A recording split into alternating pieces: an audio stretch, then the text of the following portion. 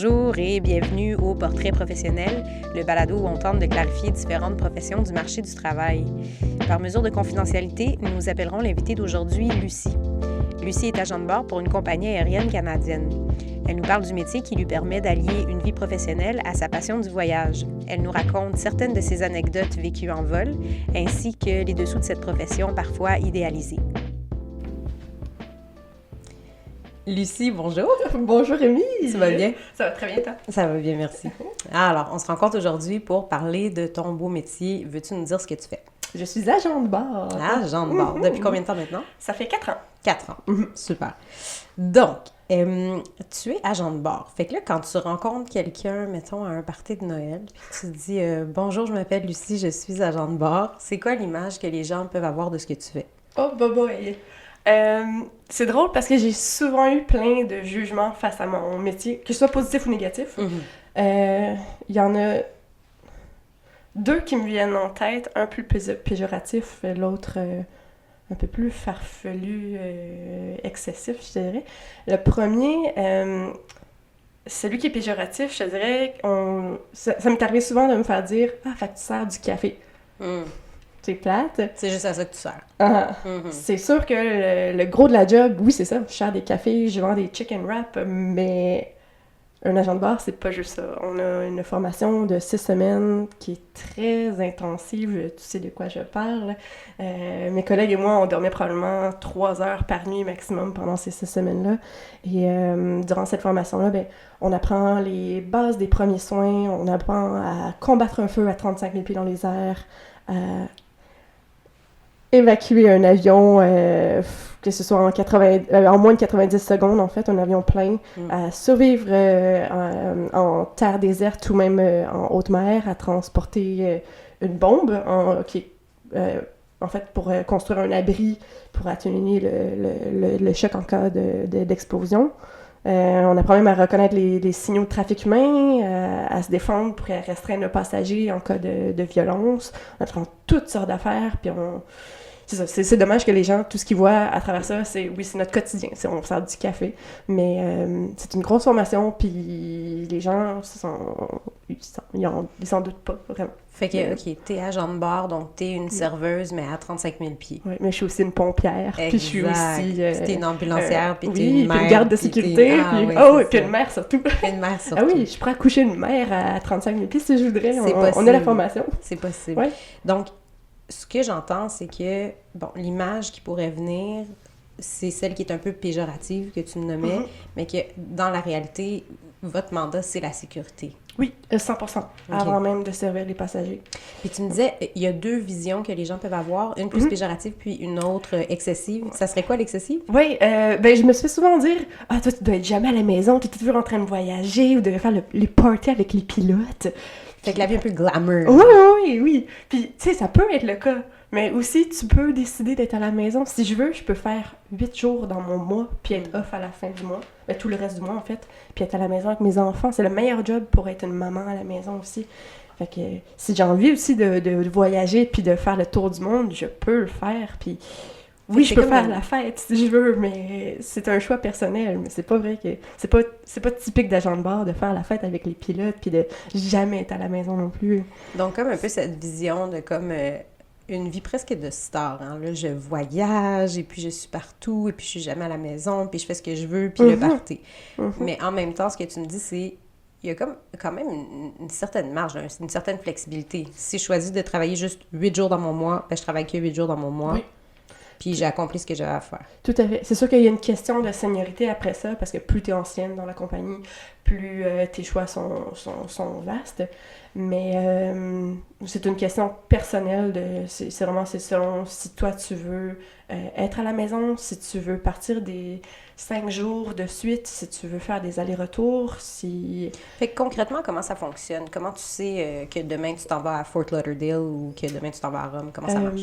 En fait, à chaque mois, on appelle ça des bids, on fait des demandes, donc si tu peux faire tes demandes de congé, tu peux faire tes demandes avec qui tu veux travailler aussi, tu peux choisir tes collègues de travail. Tu peux, c'est comme je disais, ça peut être, si tu veux faire des allers-retours, donc mettons Montréal, Fort Lauderdale, Montréal, c'est ton choix. Si tu veux faire partir 6 jours de suite, puis faire des vols à travers le monde, tu peux le faire. Si tu as envie d'être 48 heures à Barcelone, tu peux le faire aussi. C'est toi qui tu choisis vraiment ton mode de vie. Si tu as besoin de tes samedis de congé, ben... Fait qu'au début du mois, tu dis, voici l'horaire que j'aimerais avoir. Oui, on Puis reçoit les voici vols. avec qui j'aimerais travailler. Exactement.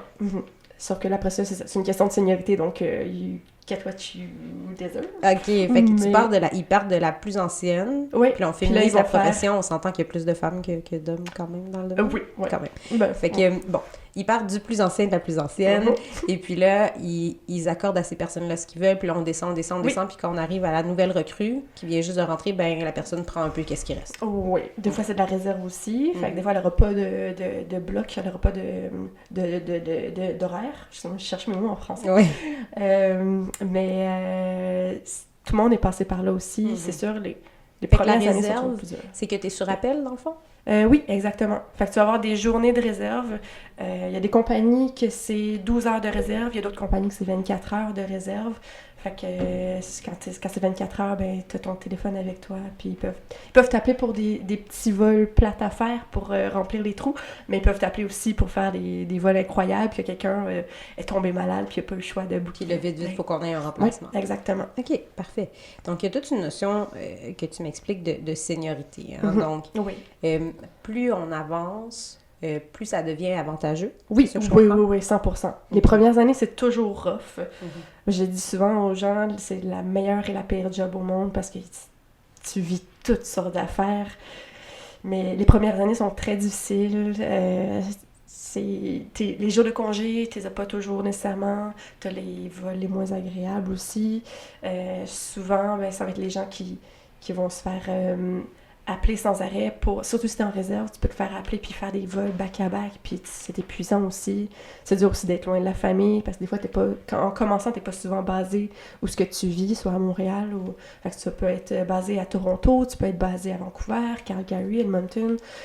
Fait que c'est ça. Les premières années sont assez difficiles, mais moi, je dis que passer le 3 ans, tout dépend de la compagnie aérienne. C'est sûr qu'il y a des compagnies que ça prend 25 ans avant d'avoir ce que tu veux. Mais c'est ça. Outre ces 3 difficiles années-là, après ça, selon la seniorité que tu as, ça devient, selon moi, la meilleure job au monde. Tu fais ce que tu veux, quand tu... pas ce que tu veux quand tu veux, mais tu as la flexibilité à chaque mois de demander ce que tu veux, les journées que tu veux. Et comme je te disais, si tu veux être 20 jours à la maison... Tu vas l'être, tu pourrais, c'est fou. Fait que maintenant, avec ton 4 ans d'ancienneté, tu as quand même le lousse de faire ces choix-là. Énormément, vraiment. Moi, je décide parce que je suis célibataire et jeune, que je veux voyager, mais le jour où je vais avoir un enfant, je vais être à la maison avec lui, puis j'aurai pas besoin de trouver de gardienne plus que 6 jours par mois, puis c'est vraiment incroyable, c'est génial. C'est un beau setup. Oui, vraiment. Là, on parle du fait que, bon, dans les premières années, ça peut être difficile, on avance l'ancienneté, je me place, je choisis un peu plus. Je sais que c'est une question difficile à répondre, mais si tu me disais, grosso modo, de quoi ça a l'air une journée typique pour toi? Ce qui est le fun avec le domaine, c'est que moi, je pense qu'il n'y a aucune journée typique. Chaque passager est différent, ton équipage aussi est différent, tu voyages pas avec les mêmes pilotes, avec les mêmes collègues. C'est vrai, donc dans le fond, tu as une équipe de travail différente à chaque fois que tu rentres au travail. À moins que tu décides de travailler avec les mêmes gens, mais des fois, les horaires concordent pas. Les avions sont pas les mêmes, les destinations non plus. Fait qu'il n'y a pas de journée typique, mais c'est sûr que il y a un train-train quotidien. Fait comme on va rentrer dans l'avion, on va faire excusez-moi, je cherche les mots en français parce qu'on a trainé en anglais aussi. Donc le boarding, l'embarquement. Les passagers, nous, en fait, il y a plusieurs positions en tant qu'agent de bar. Il va y avoir le lead en avant. Ensuite de ça, il va y avoir quelqu'un en avant avec lui. Il va y avoir quelqu'un aux ailes, dans le milieu, pour s'occuper de la cabine durant l'embarquement. Et il y a des gens en arrière aussi, dans la galerie, la cuisine, pour s'occuper de tout mettre en ordre. Donc, monter les chariots avec la nourriture, les breuvages. Donc, c'est sûr qu'on a certaines tâches à faire, très, très quotidiennes. Je dirais que c'est ça, on fait l'embarquement, on s'assure que tout est sécurisé, la cabine avant de décoller. Ensuite de ça, on fait notre service. Quand tu dis tout est sécurisé, ça veut dire quoi? Ça va être on joue à Tetris avec les valises parce que les gens ils ont beaucoup trop de valises maintenant qu'il n'y a plus de restrictions de poids ni de quantité. Ensuite de ça, ça va être de faire des briefages aussi. Des briefages, c'est pas un mot qui se dit en français. Briefing, ça serait quoi le terme? Mettre des gens au courant? Oui, faire un genre de compte-rendu. Oui, exactement. Sur pas des situations particulières, mais des passagers particuliers. Fait que les femmes, les femmes, oh mon Dieu, les adultes, les parents qui ont des enfants en bas âge. À ceux de ça, il y a les briefages des sorties d'urgence. Si quelqu'un est sourd ou aveugle, il faut faire un briefage spécial. Les enfants non accompagnés, il y en a souvent aussi. Fait que c'est plein de... Fait qu'avant que l'avion décolle, bon, là, j'embarque les gens dans l'avion. Ensuite, je joue à Tetris avec les amis. J'explique aux gens qui ont besoin d'explications particulières tout ce qu'ils doivent savoir. Qu'est-ce qui vient ensuite? Ensuite de ça, une fois que la cabine est sécurisée, que tous les coffres supérieurs sont fermés, tous les passagers sont assis, il n'y a plus personne dans les toilettes, l'important de vérifier. On ferme la porte, on va... ce qui arrive, c'est qu'on va pushback. Comme les voitures, ils ont la fonction de reculer. Nous, non. Donc, il y a un camion qui va nous pousser. Ça, on appelle ça un pushback. Et à partir de ce moment-là, on va faire la démonstration de sécurité, soit par télévision, ou s'il n'y a pas de système télévisé, ça va être les agents de bord qui vont le faire en personne. Ça existe encore des avions qui n'ont pas le... Oui, mais il y a beaucoup de compagnies aériennes qui n'ont pas d'iPad à bord. Ils n'ont pas de télévision, d'écran dans les sièges. Donc, ils n'ont pas le choix de le faire en personne à ce moment-là. Pour s'assurer que la personne en arrière puisse bien voir. Oui, exactement. Puis aussi... Oui, tout à fait. OK. Donc, après ça, il y a le décollage, évidemment. Et une fois que la consigne est 7 sur 7 ans, on commence notre service... assez rapidement. Puis le service en soi, tout dépend de la longueur du vol. Ça peut être juste un service... Il y a des vols tellement courts qu'on a juste le temps de faire un service d'eau. Mettons, Montréal-Québec, Toronto-Québec, c'est tellement court que tu passes avec une bouteille d'eau, tu remplis les verres qui est nécessaire, puis c'est ça qui est ça. Tu ramasses les verres, puis on atterrit. Oui, exactement, oui, c'est ça. On monte, puis on redescend tout de suite. C'est incroyable. Donc, tout dépend des vols. Des fois, on fait un service de breuvage, des fois, on fait un service de breuvage et de nourriture. Des fois, on en fait 2, 3, tout dépend. Si on fait Montréal-Barcelone, il y a au moins 4 services à bord. Sinon, ensuite de ça, on reprépare la cabine, on resécurise la cabine pour l'atterrissage. C'est quoi resécuriser pour l'atterrissage? Ça va être simplement, on fait la même chose qu'avant le décollage. Donc, tout le monde s'assoit, que leur siège est relevé, Fait qu'un peu le classique, là, qu'on a vu, l'agent de bord qui me dit de me redresser, là. Exactement. Si t'as voyagé dans la vie, tu sais comment... C'est ça. Il y a rien qu'on voit à l'habitude. Oui, exactement. Il n'y a rien de très caché à l'arrière de l'avion, c'est sûr. Pour sécuriser la cabine, à l'arrière, ce qu'on voit pas dans les loges, dans les galets, ça va être vraiment de serrer les chariots, de ranger le thé, café, qu'il n'y ait aucun danger, que tout ça... Parce que c'est ça, c'est la notion d'un avion, ça bouge. Donc, il ne faudrait pas qu'à l'atterrissage, quelque chose ne soit pas attaché puis s'envole à travers la cabine. Puis il y a des compagnies aériennes qui sont beaucoup plus sévères là-dessus, qu'aussitôt que la consigne de ceinture s'allume, les agents de bord cessent leur service immédiatement. Même que ce soit des petites turbulences, il y en a qui prennent pas de chance, puis... Fait que... C'est des philosophies d'entreprise, là. Oui, tout à fait. C'est des pilotes qui ont la switch plus facile, fait que c'est toujours du on and off pour les turbulences. Fait que j'imagine pas retourner en arrière avec le chariot, revenir en avant, retourner... Oui. Fait que cette logistique-là. Oui, exact. Donc là, on resécurise la cabine, atterrissage... Oui, et débarquement, et ensuite de ça, tout dépend si tu fais un aller-retour. Il y a toujours des employés au sol, on l'appelle les groomers, qui vont nettoyer l'avion. Ils font ça super rapidement. Des fois, ça prend... un avion de 258 passagers, ça peut prendre 15 minutes à nettoyer. Il y en a qui font les sécurisations aussi de la cabine, qui vont regarder qu'il n'y a pas de paquet qui soit laissé, qui soit louche. Ils vont vérifier aussi dans les toilettes qu'il n'y ait pas rien de...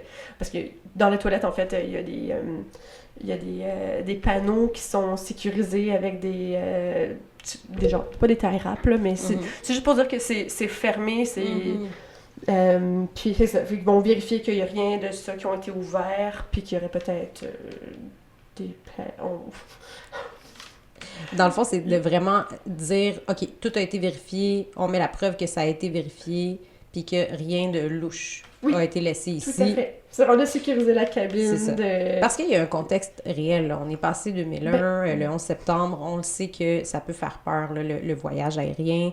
Donc, on prend les mesures nécessaires pour ne pas laisser planer le doute. Tout à fait. C'est ça que j'entends. Depuis 2001, moi, j'étais pas là à cette époque, mais de ce que j'ai entendu dire, l'aviation n'est plus la même. Il y a eu un gros changement. Ah oui. Puis dans les mesures de sécurité. Hein. Oui. Et autant pour les employés que pour les passagers. C'est pas juste devenu plus compliqué de voyager, c'est devenu plus compliqué pour tout le monde. Tout à fait, oui. Fait qu'on veille à cette sécurité. Oui. Donc, mettons que tu es arrivé à destination. Oui. Qu'est-ce qui se passe ensuite? C'est ça. Tout dépend si tu retournes, si tu fais un aller-retour, tu retournes, tu fais la même chose. Sinon, c'est une belle petite escale.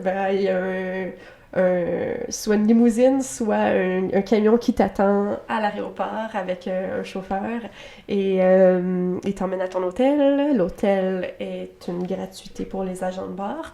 C'est souvent des bons hôtels. Normalement, c'est du 4 étoiles et plus. Et tout dépend, ça peut être...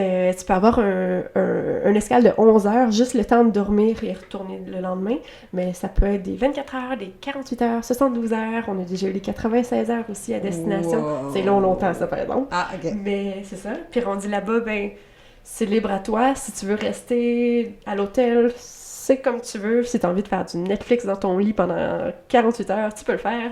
Mais si tu as envie de visiter la ville, c'est libre à toi. C'est sûr qu'il y a certaines restrictions. T'es supposé, si tu quittes plus longtemps que prévu, tu es supposé avertir. On les appelle les crew schedulers. C'est eux qui s'occupent de tout ce qui est horaire, tout ce qui est... c'est eux qui s'occupent des agents de bord en soi. C'est eux qui planifient qui va sur quel volcan. De A à Z, oui. Okay. Fait que si tu quittes l'hôtel, parce que ça se pourrait qu'il ait besoin de toi, si quelqu'un tombe malade à destination, ça se pourrait qu'ils doivent te ramener à la base plutôt prévu, exactement. Donc, il faut toujours qu'ils soient au courant. Mais... oui, ça m'est arrivé souvent de juste, admettons qu'on a 48 heures ou un 72, on décide avec l'équipage de louer une voiture puis de visiter en dehors du pays parce que souvent on fait les mêmes routes. Fait que, mettons, Barcelone, on l'a vu souvent, c'est le fun, c'est toujours agréable, mais c'est sûr d'aller explorer un petit peu plus loin, c'est le fun. Ouais, c'est vraiment... comment dire, c'est un privilège quand même, hein, de pouvoir atterrir à quelque part puis se dire, OK, bon, mais je saute dans une voiture que j'ai louée puis j'étais à Barcelone, mais maintenant, ça y est, je suis au Portugal. Oui, ça, c'est une possibilité. C'est déjà arrivé. Oui. OK, super. Alors, ça, c'est un peu comme la journée typique. Là, je me permets de te poser une question, mais tu me dis si tu préfères ne pas en parler, mais non. Ça, c'est dans le... Je veux pas, je refuse. Mais ça, c'est dans le typique. Est-ce qu'il t'est déjà arrivé d'avoir à, justement, exercer ce rôle un peu, justement, de sécurité? Est-ce que tu as eu des situations d'urgence?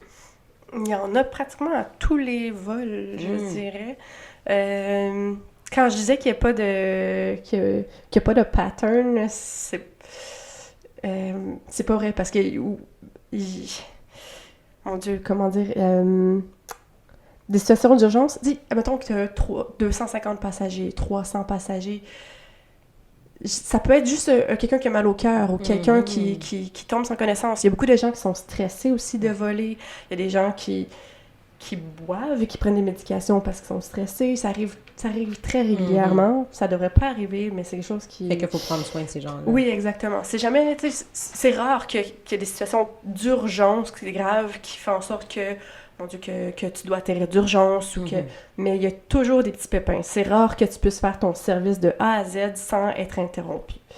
Mais des vraies situations d'urgence, moi, Moi, personnellement, j'en ai pas vécu énormément. J'ai été chanceuse. C'est une bonne chose. Oui, c'est ça. En 4 ans, en plus, c'est quand même très surprenant. Je vais toucher du bois. Mais j'ai des collègues qui ont tout vécu, des morts à bord, des atterrissages d'urgence que tu veux pas vivre non plus, restreindre des passagers. Je me souviens, oui, il y a un vol que c'est... Je ne vais pas nommer la destination, mais je vous dirais qu'il y a des destinations qui sont un peu plus difficiles que d'autres, que des passagers qui n'ont pas l'habitude de voyager, ou que c'est une différence de culture aussi peut-être, j'ai aucune idée, mais des vols qui sont typiquement plus difficiles que d'autres. Et je me souviens, il y en a un que j'ai fait une fois, à l'aller... À l'aller, on attendait l'ambulancier, c'est au retour. À l'aller, on attendait les polices, parce qu'il a fallu restreindre un passager qui voulait boire sa propre alcool, et c'est interdit à bord. On peut acheter de l'alcool, mais on peut pas boire la sienne, parce que les agents de bord doivent, on dit monitory, on doit... avoir un contrôle sur combien est consommé. Exactement, parce que n'importe qui prend de l'alcool agit d'une certaine façon qui... Pourrait mettre les autres à risque. Ben oui, tout à fait. Surtout dans un avion, depuis le 11 septembre. On prend pas de chance. Exactement. Et donc, donc on attendait la police parce qu'il a fallu restreindre un passager qui buvait sa propre alcool. Donc, tout ça engendre des délais, évidemment. Et au retour, il a fallu attendre les ambulanciers parce qu'on a eu une bagarre entre deux messieurs. Et c'est même pas eux qui se sont blessés. Il y a une femme qui a voulu intervenir. Une femme des deux messieurs. Oui, exactement, une conjointe, qui a voulu intervenir et qui s'est fait repousser et s'est brisé la jambe à bord. Oui. Donc, c'est voilà, c'est difficile. Surtout quand... Tout de suite après, bon, on atterrit, on attend les ambulanciers, des fois ça peut prendre 1 heure, tout dépend de ce qu'ils ont à faire, il faut remplir la paperasse aussi, et nous, tant qu'il y a un passager dans l'avion, on ne peut pas quitter l'avion. On doit être tous les membres d'équipage, il n'y en a pas un qui peut quitter. Et donc, incluant les pilotes? Non, les pilotes, ils ont des permissions spéciales, toujours. Oui. Et le lendemain, j'avais le terme français serait un minimum crew rest. Ce serait un temps limite, un temps minimum de repos. Oui, exactement. Et avant mon prochain vol, il n'y a rien qu'ils ont pu faire parce qu'on avait atterri. Donc même si on attendait dans l'avion pendant 1 heure, 2 heures, non.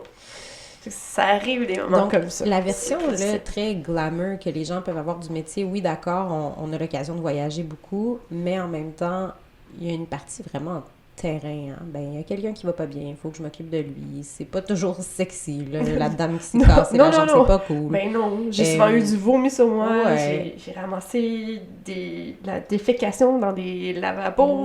Tu sais, il y a un côté un peu plus brun. mais ça en fait partie. Fait que c'est comme, il faut le savoir un peu, hein, si c'est un projet qu'on peut avoir, que c'est pas toujours tout rose, comme dans n'importe quoi. Non.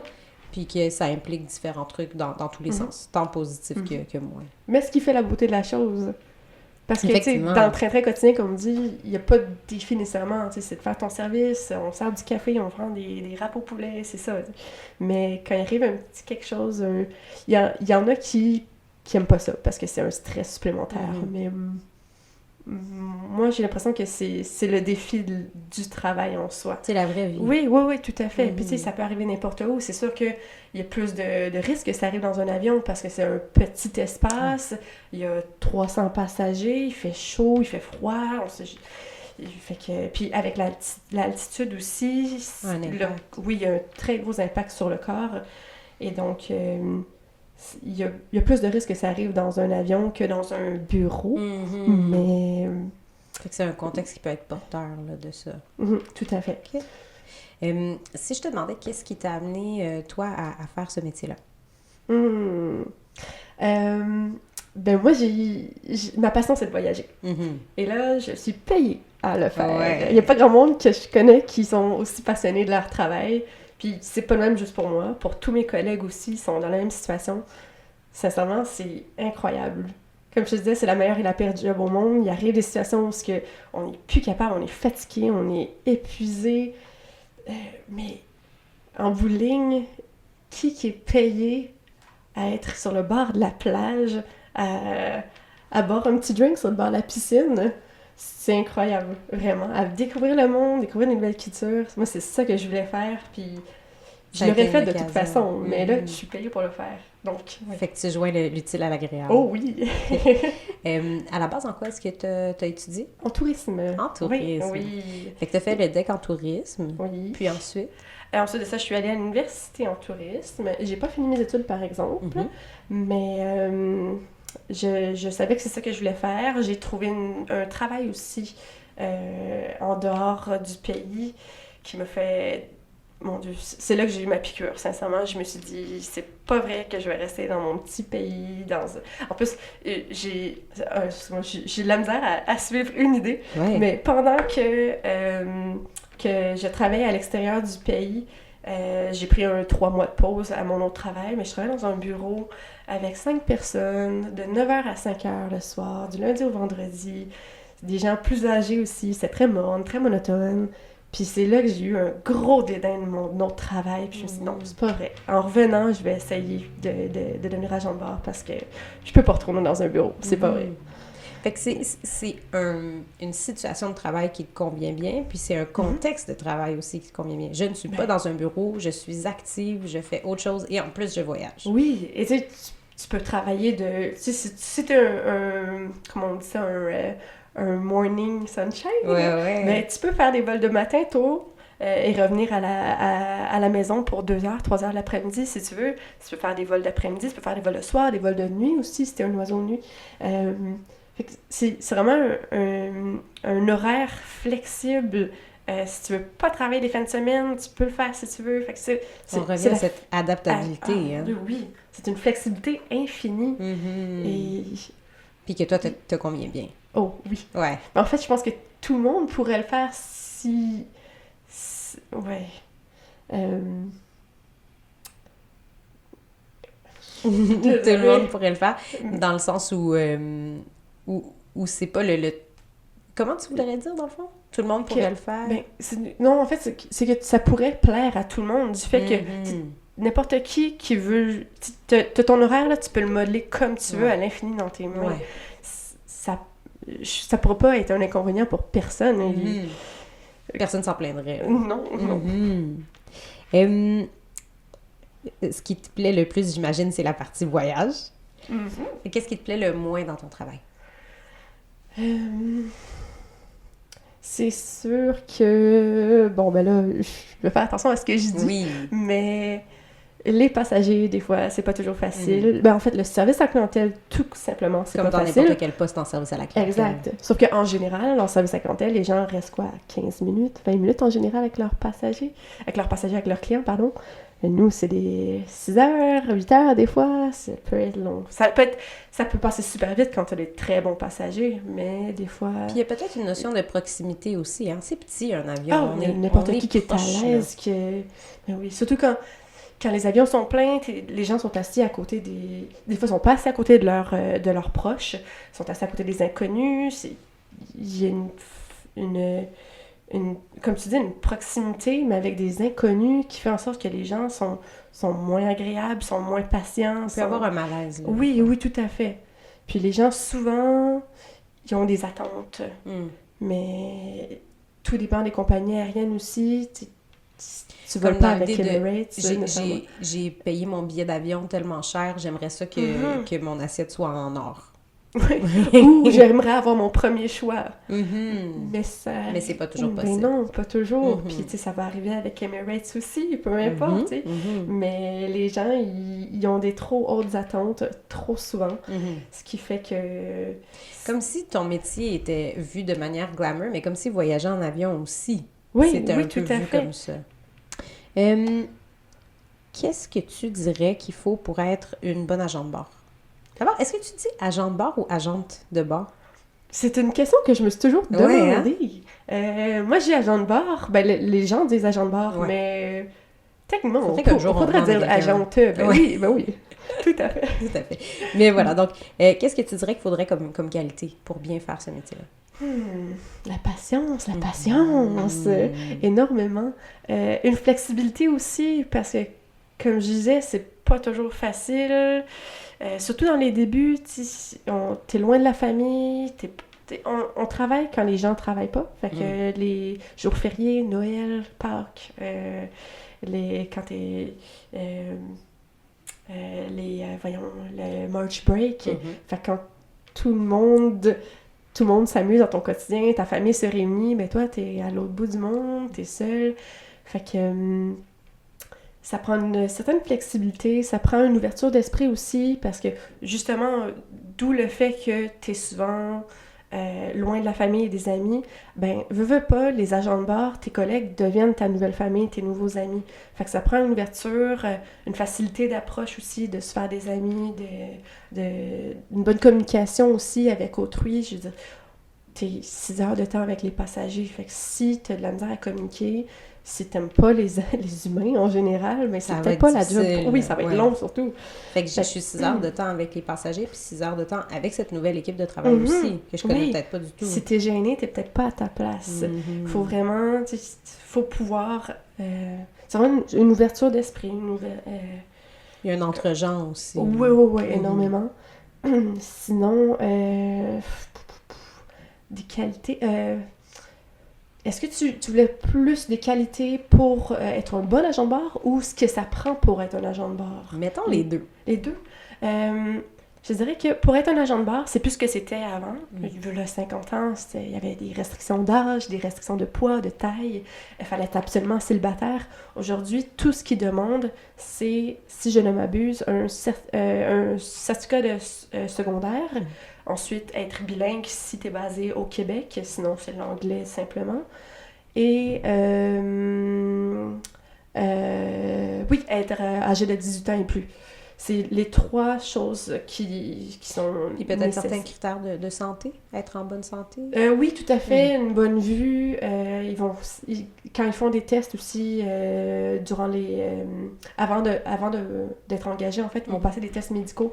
Donc, une bonne vue, une bonne ouïe. Ils vont faire des tests de drogue aussi, il faut avoir le sang clair. Donc, c'est certains tests qu'il faut passer avant d'être engagé. Mais sinon, pour ce qui est des qualificatifs, c'est tout ce qu'ils demandent. C'est sûr qu'après ça, avoir de l'expérience en service à clientèle ou même en gestion d'employés, c'est encore mieux. Une 3e langue, c'est toujours un atout majeur, mais c'est rien d'obligatoire. Outre ces trois qualificatifs-là. OK. À ton avis, comment est-ce que tu penses que ta profession va évoluer dans les 5, 10, 15, 20 prochaines années?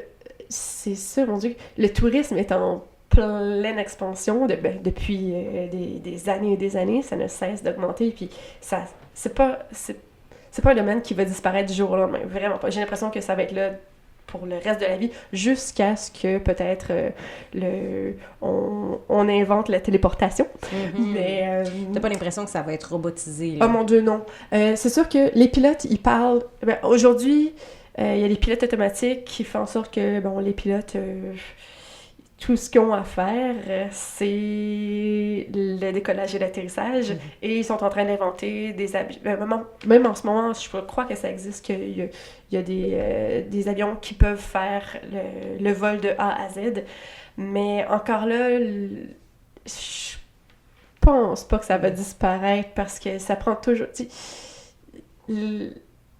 On dit que l'erreur est humaine, mais la machinalisation, la mécanisation, l'automatisation l'est encore plus, surtout dans un cas de Puis quand on revient transport. à ce que tu me décrivais dans ton travail, je réconforte quelqu'un qui a peur de voler. J'imagine mal un robot faire ça. Un robot peut pas faire ça, non, tout à fait.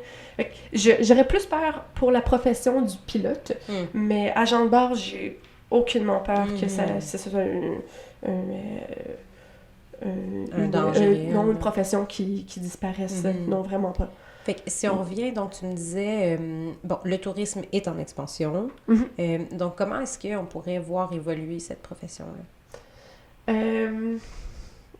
Évoluer, c'est une bonne question.